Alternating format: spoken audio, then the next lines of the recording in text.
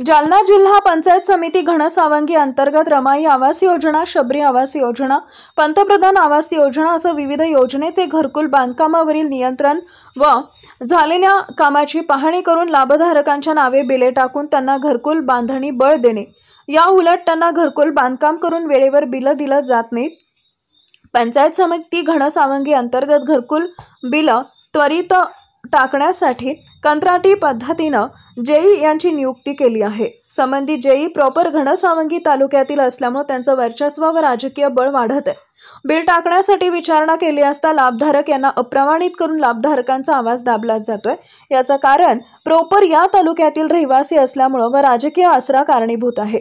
या अनुषंगाने डीपीआय सामाजिक संघटनेचे जालना जिल्हा युवक अध्यक्ष गणेश लोंढे यांनी गटविकास अधिकारी पंचायत समिती घनसावंगी यांना निवेदन देऊन कळवण्यात आले की सदरील प्रकार म्हणजे घरकुल बांधकाम वेळेवर करून पैसे टाकले जात नाहीत।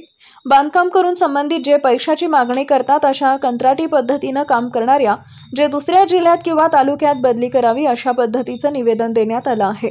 संबंधित गटविकास अधिकारी पंचायत समिती घनसावंगी यांनी गांभीर्याने याची दखल घ्यावी, सर्वसामान्य व घरकुल लाभधारकाला न्याय देण्याचं काम करावे, नसता डीपीआयच्या वतीने आपल्या कार्यालयासमोर बेमुदत आमरण उपोषण केलं जाईल याची गांभीर्याने नोंद घ्यावी। निवेदन करते डीपीआय जालना जिल्हा युवक अध्यक्ष गणेश लोंढे, डीपीआय घनसावंगी तालुका अध्यक्ष पिराजी सोनवणे, डीपीआय घनसावंगी तालुका संघटन लखन अंकुश लोंढे, डीपीआय घनसावंगी मीडिया प्रमुख अमोल हिवाळे।